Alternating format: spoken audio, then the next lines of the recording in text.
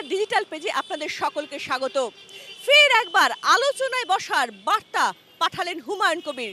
বার্তা পাঠালেন মোহাম্মদ সেলিমের কাছে।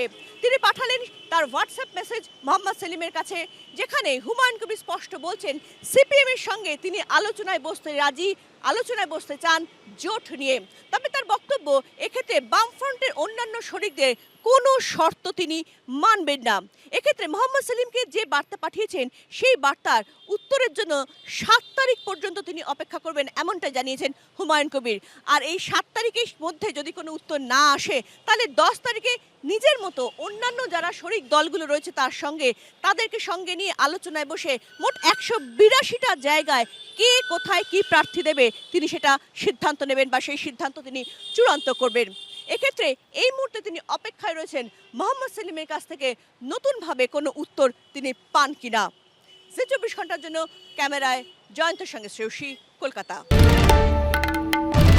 বাংলার আওয়াজ, বাঙালির আবেগ, জি ২৪ ঘন্টা।